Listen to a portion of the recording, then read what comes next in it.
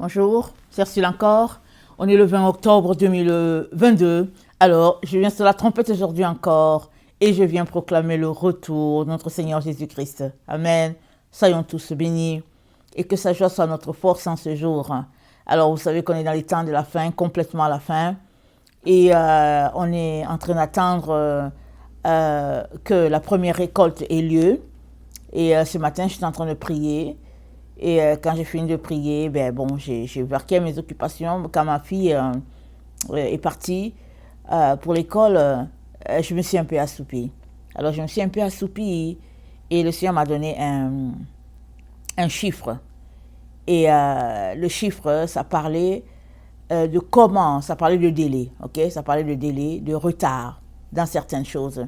Et le Seigneur m'a parlé de comment, souvent, notre comportement, notre attitude retarde ce que Dieu aimerait faire. Pourquoi? Parce que Dieu veut nous sauver, il veut sauver ses enfants, il y a des choses qu'il aimerait faire. Et puis, si bien que, ou bien il tient tellement à une personne que finalement, la situation fait que, bon, Dieu peut retarder de quelques minutes, de quelques secondes, ce qu'il était sur le point de faire. Ok? On se rappelle par exemple que Dieu est parti à Sodome. Amen. Il est allé à Sodome. Dieu est allé à Sodome pour détruire Sodome. Et il arrive là-bas et on sait tout ce qui s'est passé. Il est passé par Abraham. Et puis de chez Abraham, Abraham a intercédé pour son neveu Lot. Il arrive à Sodome. Et puis bon, les habitants de Sodome sont violents. Et puis l'autre essaie de traîner, voilà. Et puis à un moment donné, les anges ont dû le jeter presque dehors avec sa femme et ses enfants pour lui dire sauve-toi le plus rapidement.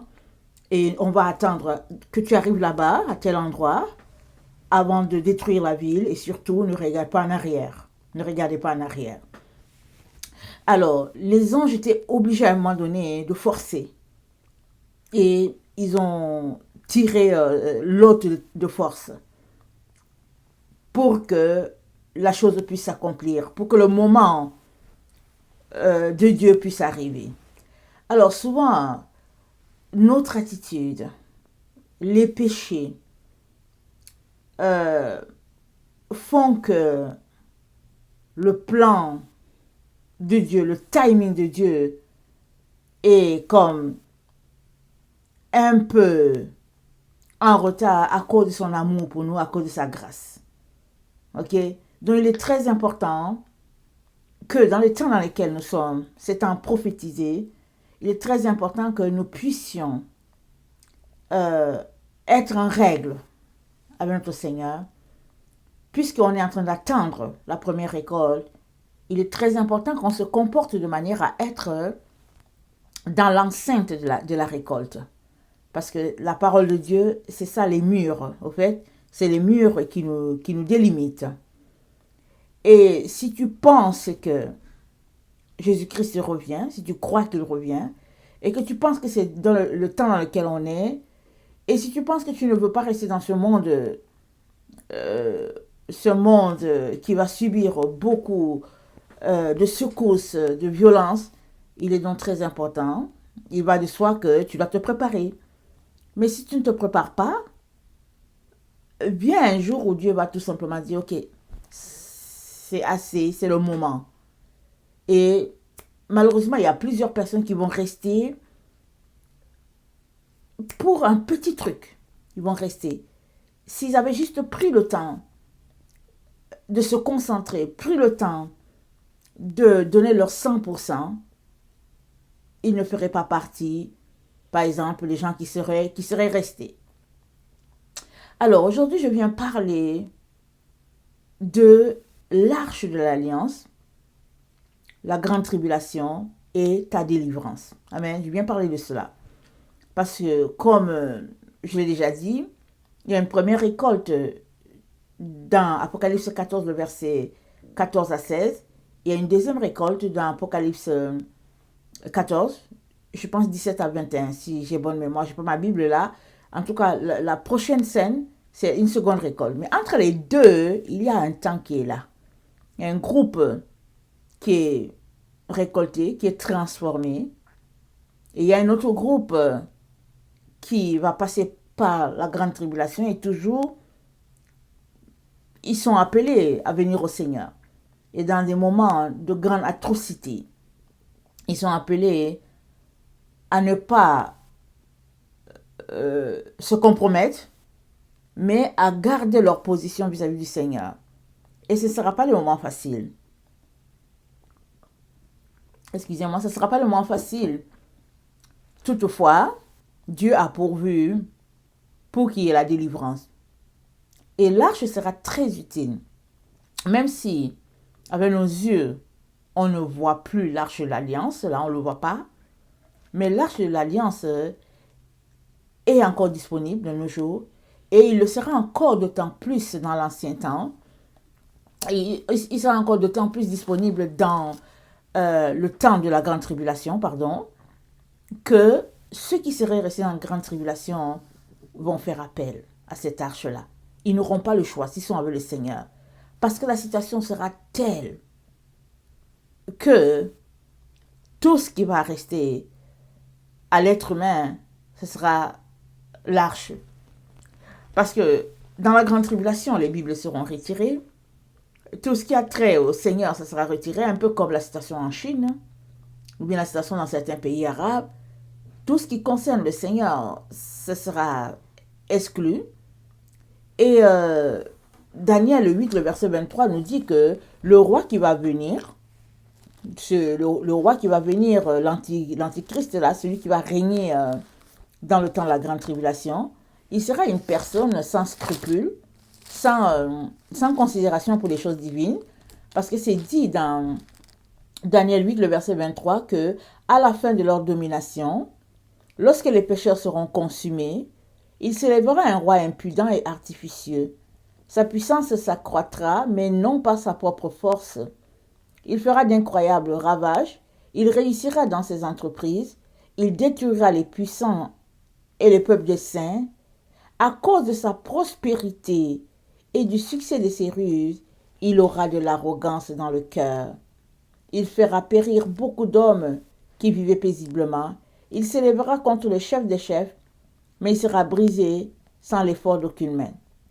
Alors c'est dit quoi? C'est dit il fera d'incroyables ravages. Il réussira dans toutes ses entreprises. Mais c'est dit quoi? Attendez, il dit un roi impudent et artificieux. Un roi versé dans les choses de magie, de sorcellerie. Et il va répandre ça sur toute la terre. Et puis, ça rappelle le temps de Nemrod.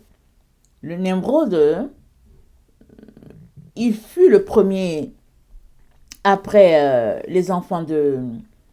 C'est un descendant de Noé, n'est-ce pas? Parce que Noé a été sauvé. C'était 8 personnes qui ont été sauvées pour repeupler la terre.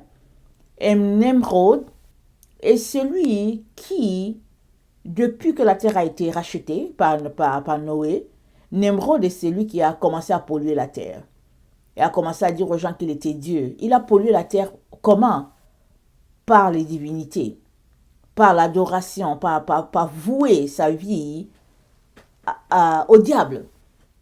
Et il s'est proclamé Dieu, et les gens devaient l'adorer au prix de leur vie. Ils devaient l'adorer. Alors c'est ça. Alors ce sera un temps comme ça, dans la grande tribulation.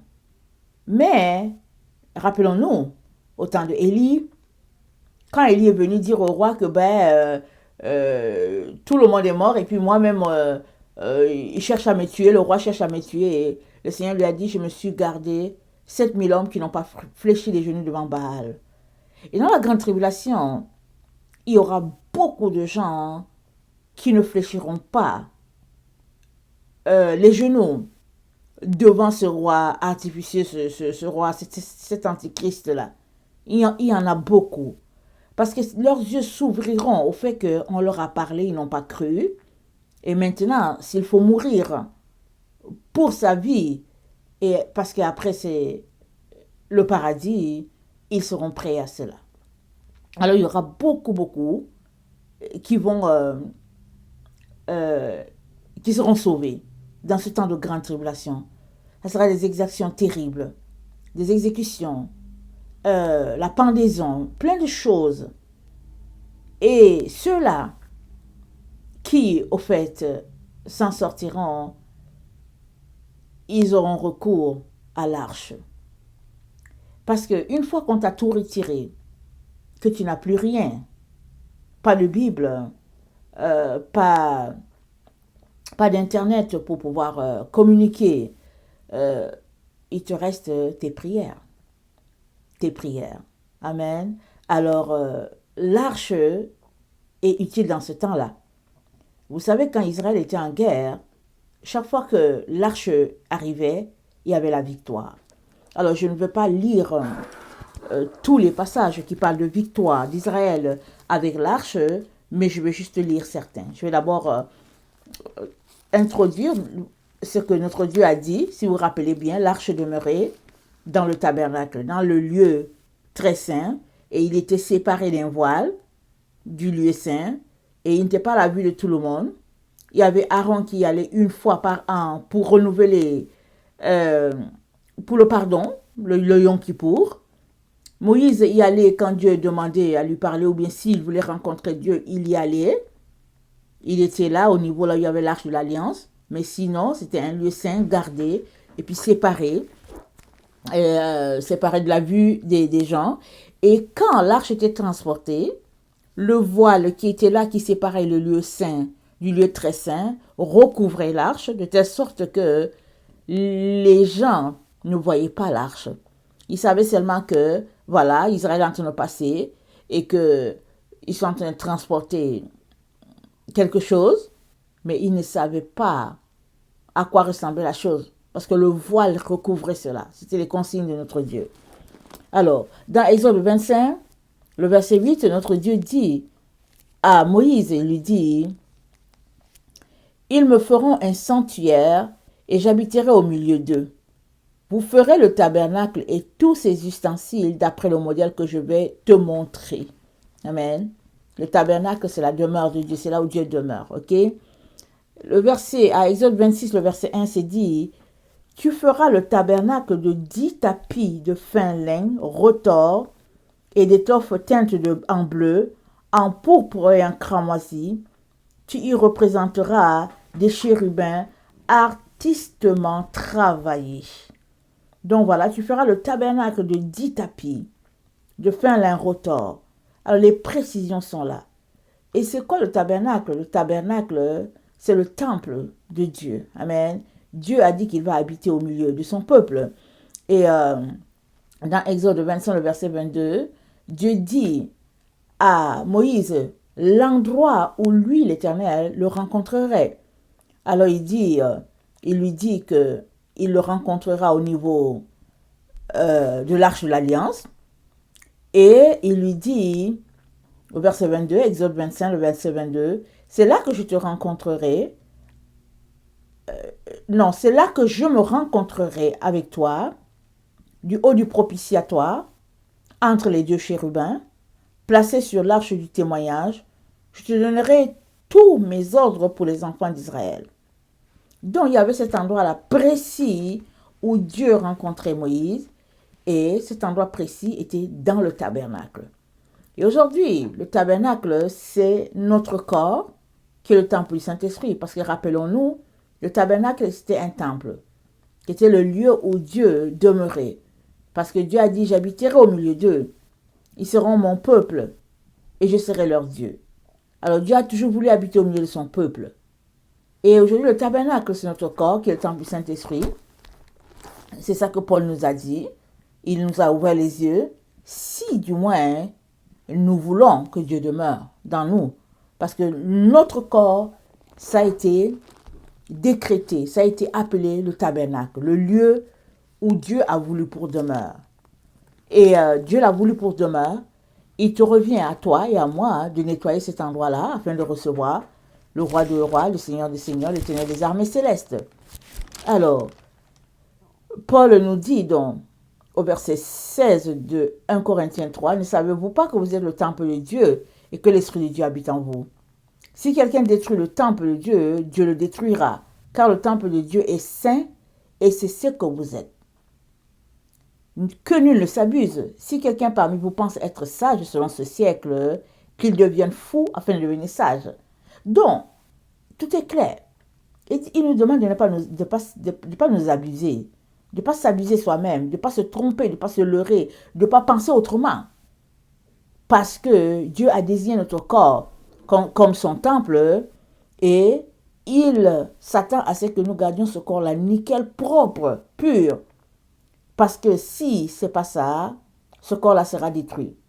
Ok? Il sera détruit, il sera anéanti. Puisque si Dieu ne demeure pas quelque part, ça veut dire que ce sont les démons qui y demeurent. C'est ça, en fait. Il n'y a pas autre chose. Si Dieu n'est pas là, c'est son contraire qui est là. Alors, c'est ça qui se passe. Alors, dans 2 Corinthiens, excusez-moi, 6, parlant toujours de notre corps qui est le temple du Saint-Esprit, Paul nous dit, ne vous mettez pas avec les infidèles sous un joug étranger. Car quel rapport y a-t-il entre la justice et l'iniquité? Ou y a-t-il de commun entre la lumière et les ténèbres? Quel accord y a-t-il entre Christ et Bélial? Ou quelle part a le fidèle avec l'infidèle? Quel rapport y a-t-il entre le temple de Dieu et les idoles? Car nous sommes le temple de Dieu vivant. Comme Dieu l'a dit, j'habiterai et je marcherai au milieu d'eux. Je serai leur Dieu, ils seront mon peuple. C'est pourquoi, sortez du milieu d'eux et séparez-vous, dit le Seigneur. Ne touchez pas ce qui est impur et je vous accueillerai. Je serai pour vous un père et vous serez pour moi des fils et des filles, dit le Seigneur, Dieu Tout-Puissant. Donc voilà à quoi nous sommes appelés. À tous les jours, nous sommes appelés à faire une séparation claire et nette entre les œuvres de ténèbres et les œuvres de lumière. Nous, évidemment, marchons dans les œuvres de lumière. On ne peut pas en même temps adorer Bélial, qui est Azazel, qui est le diable, et en même temps aussi adorer notre Seigneur Jésus. C'est pas possible. Voilà pourquoi Paul dit, quel est l'accord qu'il y a entre Christ et Bélial? Il n'y a pas eu un accord entre eux, en disant que, ben voilà, voici ma part, et puis voici la part de Bélial. Non, il n'y a pas eu cet accord. Donc, il est important que tu choisisses. Et si tu dis que tu as choisi Christ, alors marche pour Christ. Parce que ton corps, c'est le temple, c'est l'endroit où Dieu demeure. C'est l'endroit où le Saint-Esprit est plein, où le Saint-Esprit agit pleinement. Et il a besoin de tout l'espace pour pouvoir te conduire, pour pouvoir faire de toi ce récipient à la gloire de Dieu. Et rappelons-nous, c'est ceux qui sont conduits par l'Esprit de Dieu qui sont fils de Dieu. Ce n'est pas les autres. Il est donc très important que tu sois très actif dans ta sanctification, dans ta purification. Parce que Dieu demeure dans ce corps-là. Dieu a réclamé ton corps comme son lieu de repos. Amen. Très, très important. Alors Dieu, on vient de lire la partie où il dit que je serai leur Dieu et ils seront mon peuple. Et ça, il l'a déjà dit à Moïse quand il avait dit à Moïse de bâtir le tabernacle. Amen. Et l'arche donc était le témoignage, oui, mais c'était la preuve. Voilà. Témoignage, preuve, c'est la même chose. C'était la preuve que Dieu était au milieu de son peuple. Et dans l'arche, qu'est-ce qu'il y avait? Il y avait 3 choses. Il y avait les commandements de l'Éternel, les tablettes de la loi, les 2. Il y avait la manne, ce qu'Israël avait mangé, qui représente le pain quotidien. Il y avait la verge de Aaron, qui représente l'autorité de Dieu. Amen. Et les 3 éléments étaient dans l'arche. Et l'arche avait un couvercle qu'on appelait propitiatoire, sur lequel il y avait 2 anges. Les 2 anges étaient toujours présents quand Dieu parlerait. Quand Dieu parlait à Moïse, ils étaient toujours là. Alors, on avait l'impression, c'était une représentation qui était là parce que Dieu voulait donner une idée un peu à son peuple de ce qui se passe. Mais en réalité, dans le vrai de vrai, Dieu était là, les anges étaient là aussi. Ce n'était pas juste ce bois d'acacia recouvert d'or et puis ce n'était pas juste un objet comme ça, anodin. C'était la représentation de quelque chose qui existe déjà dans le ciel. Amen. Alors, Dieu a fait ça, cette représentation-là, pour montrer à ses enfants que ça existe effectivement. Leur père Abraham a adoré Dieu. Il était en relation d'intimité avec Dieu. Mais les descendants d'Abraham se sont retrouvés en Égypte pendant plus de 400 ans. Et ils avaient perdu une bonne partie de leur héritage spirituel. Et Dieu les a fait sortir par le bras de Moïse. Et là, dans le désert, Dieu leur a appris à nouveau comment le servir, comment marcher dans ses voies. Amen. Et l'arche donc était cette preuve-là que Dieu est là. Et en temps de guerre, Israël partait toujours avec l'arche.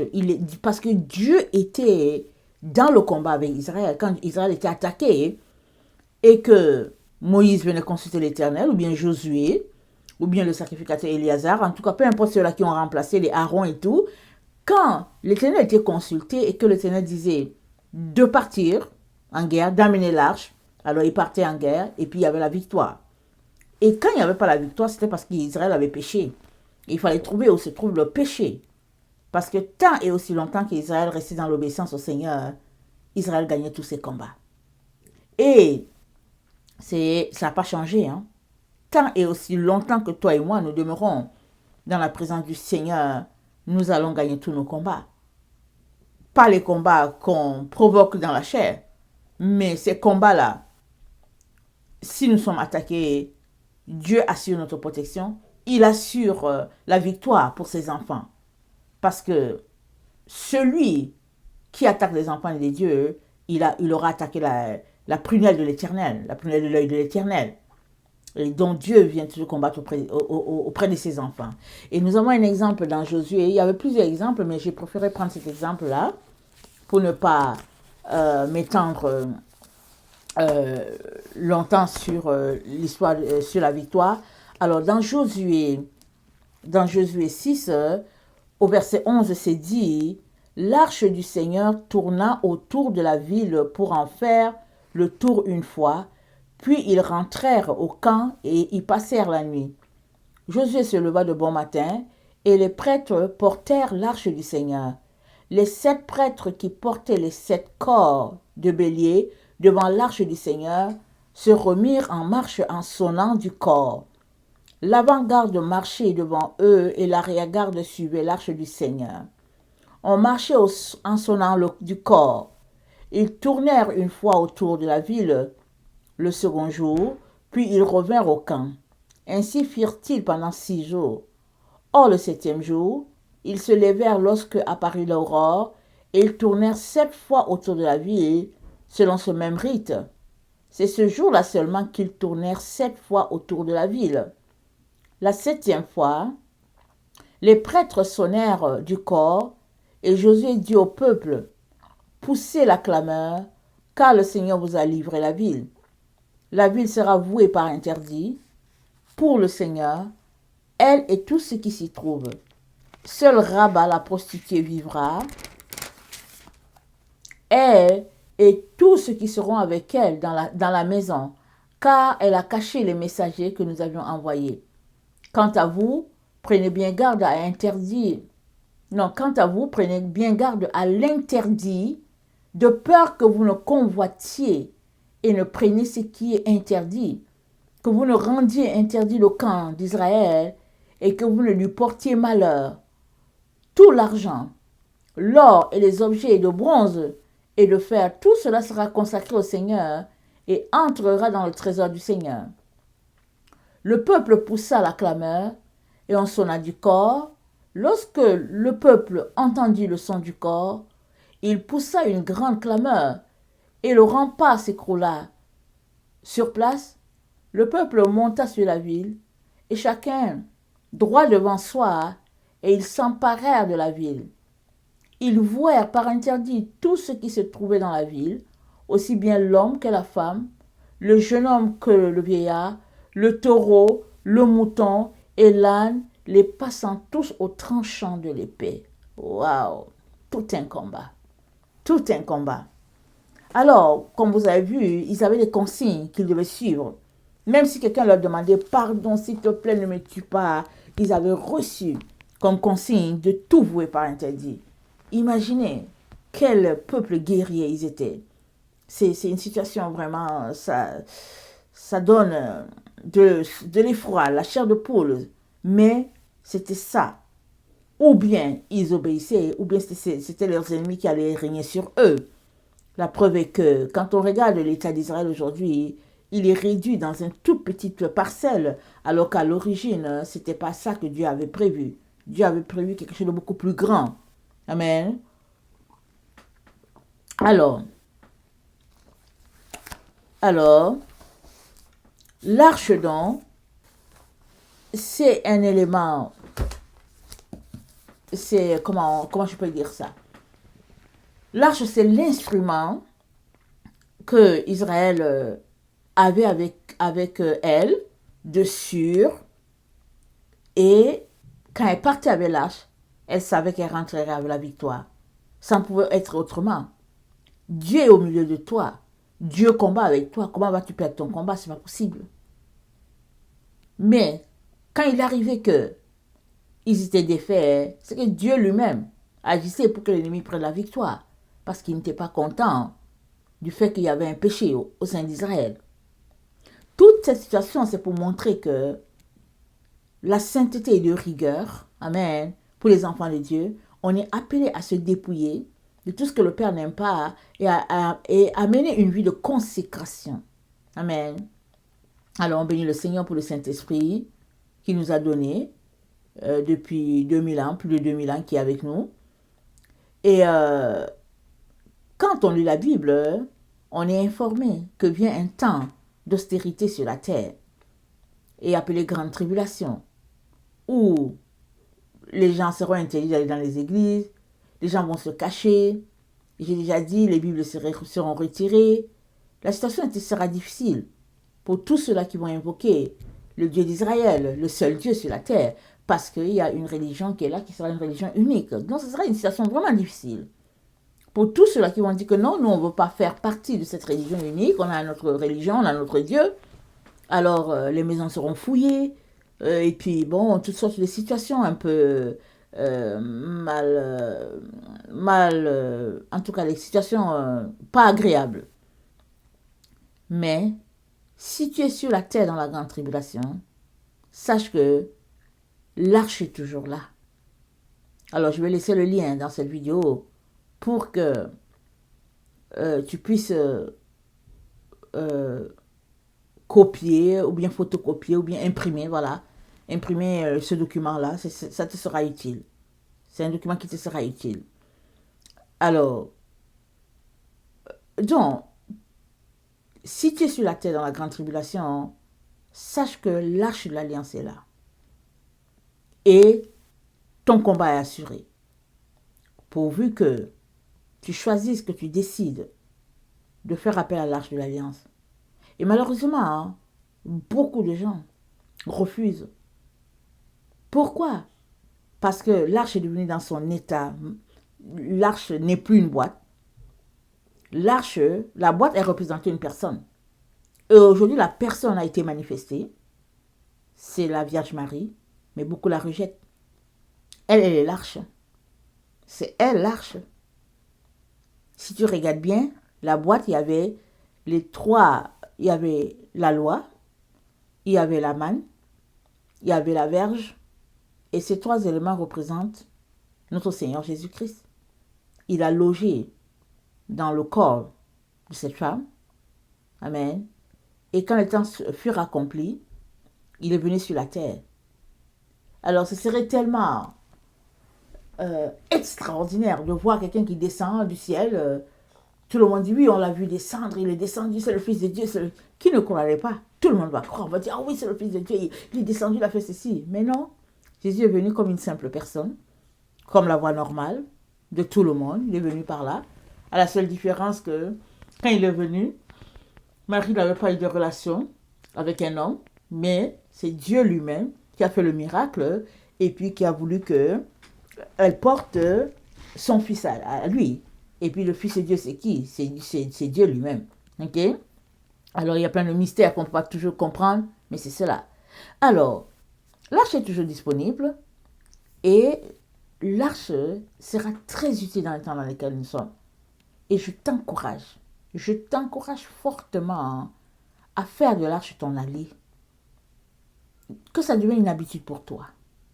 Prends le temps de faire tes prières, de faire, de connecter à tout ce qui touche l'arche. Et tes prières au bout des doigts, connais-les. Et arrête de rejeter celle-là, au fait, qui... Marie, au fait, elle représente juste ce qu'elle est, au fait. C'est tout. Elle est l'arche, c'est tout. En ce temps-là, c'était juste des éléments qui étaient déposés là. Et même, Moïse était une préfigure, c'était un homme, mais il était une préfigure de Christ. Lui, il était un homme. Mais il y a des éléments qui étaient là. Il y a la menorah qui était là, cette lampe-là. Il y a l'encens qui était là. L'encens, ça représente quoi? C'est les prières. Donc, c'est des éléments qui sont là, mais qui ont une grande importance si on les connaît. Et on ne peut pas, aujourd'hui, ignorer ce qui est établi dans les cieux. Pas parce que les gens ont décidé de la salir, de la ternir, que nous aussi on embarque dedans. Tu ne peux pas en même temps marcher selon Dieu et en même temps marcher selon le diable. Tu ne peux pas en même temps choisir la vie du ciel et puis la vie de la terre. C'est pas possible. Tu choisis une vie et tu t'accroches à cela. Tu mènes la vie. Si tu as choisi la vie du ciel, alors marche comme l'enfant de Dieu appelé à marcher. Et puis, donc voilà, tu auras la protection nécessaire. Alors, dans Exode 25, c'est dit, dans Exode 25, c'est dit, au verset 10, ils feront une arche de bois d'acacia, sa longueur sera de 2 coudées et demi, sa largeur d'une coudée et demie et sa hauteur d'une coudée et demie. Tu la couvriras d'or pur, tu la couvriras en dedans et en dehors, et tu y feras une bordure d'or tout autour. Tu fondras sur elle 4 anneaux d'or et tu les mettras à ses 4 coins. 2 anneaux d'un côté et 2 anneaux de l'autre côté. Tu feras des barres de bois d'acacia et tu les couvriras d'or. Tu passeras les barres dans les anneaux sur les côtés de l'arche pour qu'elles servent à porter l'arche. Les barres resteront dans les anneaux de l'arche et n'en seront point retirées. Tu mettras dans l'arche le témoignage que je te donnerai. Tu feras un propitiatoire d'or pur. Sa longueur sera de 2 coudées et demie et sa largeur d'une coudée et demie. Tu feras 2 chérubins d'or. Tu les feras d'or battu dans leurs extrémités du propitiatoire. Fais un chérubin à l'une des extrémités et un chérubin à l'autre extrémité. Vous ferez les chérubins sortant du propitiatoire à ces 2 extrémités. Les chérubins étendront les ailes par-dessus, couvrant de leurs ailes le propitiatoire et se faisant face l'un à l'autre. Les chérubins auront la face tournée vers le propitiatoire. Tu mettras le propitiatoire sur l'arche et tu mettras dans l'arche le témoignage que je te montrerai. C'est là que je te rencontrerai, c'est là que je me rencontrerai avec toi du haut du propitiatoire, entre les 2 chérubins, placés sur l'arche du témoignage. Je te donnerai tous mes ordres pour les enfants d'Israël. Amen. Alors, voici l'instruction sur l'arche. Amen. Et les choses se sont passées telles. Et quand les temps furent accomplis, amen, Jésus-Christ s'est manifesté. Quand les temps furent accomplis, les 3 éléments qui étaient dans l'arche se sont manifestés dans une seule personne et c'est Jésus. On va regarder Hébreux 9, le verset 24. Attends, qu'est-ce que je raconte? Est-ce que c'est le verset 24? Hébreux 9, le verset 4, mais je vais lire de 1 à 4. La première alliance avait aussi des ordonnances relatives au culte et le sanctuaire terrestre. Un tabernacle fut en effet construit dans la partie antérieure appelée le lieu saint. était le chandelier, la lampe, était le chandelier, la table et les pains de proposition. Derrière le second voile se trouvait la partie du tabernacle appelée le Saint des Saints, renfermant l'autel d'or pour les parfums et l'arche de l'alliance entièrement couverte d'or. Il y avait dans l'arche un vase d'or contenant la manne, la verge d'Aaron qui avait fleuri et les tables de l'alliance. Au-dessus de l'arche étaient les chérubins de la gloire, couvrant de leur ombre le propitiatoire. Ce n'est pas le moment de parler en détail là-dessus. Or, ces choses étaient ainsi disposées. Les sacrificateurs qui font le service entrent en tout temps dans la première partie du tabernacle. Et dans la seconde, le souverain sacrificateur seul entre une fois par an, non sans y porter du sang, qu'il offre pour lui-même et pour les péchés du peuple. Le Saint-Esprit montrait par là que le chemin du lieu très saint n'était pas encore ouvert tant que le premier tabernacle subsistait. C'est une figure pour les temps actuels. Et l'on présente des offrandes et des sacrifices qui ne peuvent rendre parfait sous le rapport de la conscience celui qui rend ce culte.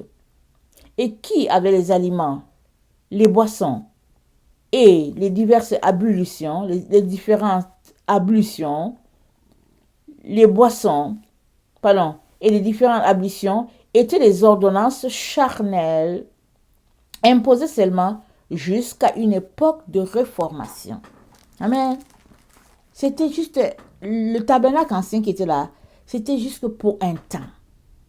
Et après cela, un autre temps est venu où Jésus s'est manifesté. Alors, tous les éléments qui sont dans le tabernacle représentent le véritable tabernacle qui est au ciel, dont le tabernacle va toujours exister, et puis l'arche va toujours exister. Amen. Alors, le tabernacle, aujourd'hui, on sait que c'est notre corps. Amen. Et l'arche, on sait que c'est la Vierge Marie. Alors, on sait que l'arche, c'est la Vierge Marie, et elle n'est pas là ici au milieu de nous, mais on a des prières qu'on est appelé à faire, des prières qui nous rattachent à ce que les apôtres nous ont laissé, des prières qui nous rattachent aux anges, et des prières qui nous rattachent à Dieu le Père. On est appelé à faire nos prières. Pendant qu'on les fait, on est en train d'appeler la présence de l'arche avec nous, en nous, au milieu de nous, pour que nous puissions avoir la victoire. C'est ça qu'on est appelé à comprendre. Donc, il y a plusieurs qui disent, oh non, c'est de l'idolâtrie et tout. On ne peut pas changer ce qu'ils ne veulent pas aller de l'avant, ok? On ne peut pas changer. Par contre, tous ceux qui veulent la vérité sont éclairés par le Saint-Esprit. Alors, dans ce temps de grande tribulation, qui est juste là devant nous, qui est déjà annoncé d'ailleurs, donc dans ce temps de grande tribulation, tu verras tout de suite que tu auras besoin de celle-là qui a été appelée depuis la fondation du monde à jouer ce rôle de défense vis-à-vis des enfants de lumière. Alors, Luc 2,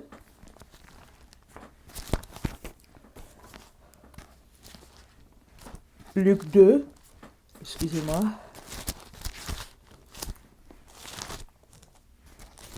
Luc 2, le verset 34 dit, Marie et Joseph ont envoyé l'enfant au temple pour être béni. Alors Siméon les bénit, le verset 34, et dit à Marie, sa mère, voici, cet enfant est destiné à amener la chute et le relèvement de plusieurs en Israël, et à devenir un signe qui provoquera la contradiction. Et à toi-même, une épée te transpercera l'âme afin que les pensées de beaucoup des cœurs soient dévoilées.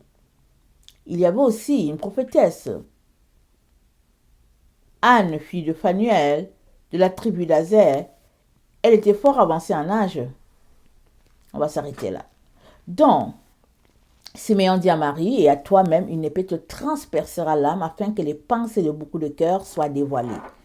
Alors, où est-ce que nos pensées sont dévoilées? nos pensées sont dévoilées dans la prière. Amen. Dans notre vie au quotidien, puisque nous sommes un tabernacle, chacun est un tabernacle de Dieu. Chacun est un temple de Dieu.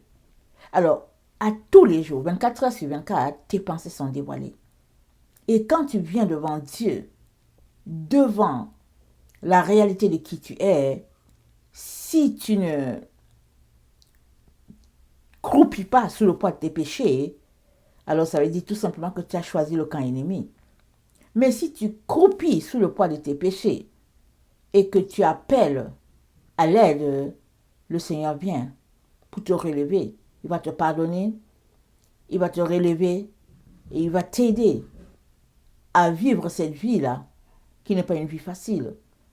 Il y a plusieurs enfants de Dieu qui vivent la vie, la marche vers le Seigneur, ils la vivent sans vraiment le Saint-Esprit à leur côté.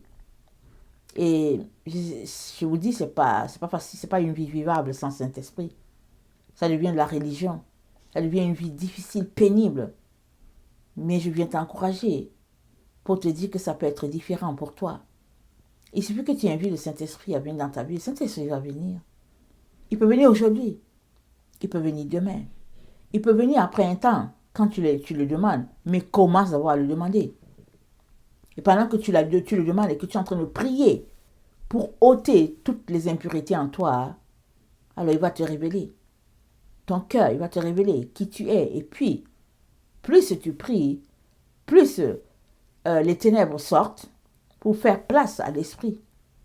Et ce n'est que comme ça que tu auras la victoire sur ton ennemi.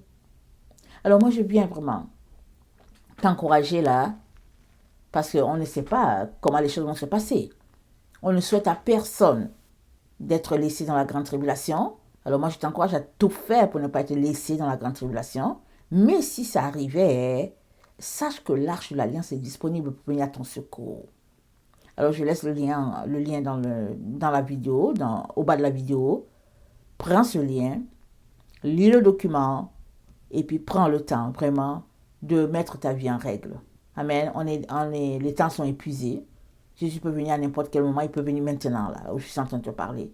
Les temps sont écoulés. Amen. Que le Seigneur bénisse sa parole. Je vous aime beaucoup. Et Dieu davantage. Maranatha, Jésus revient. Amen et amen.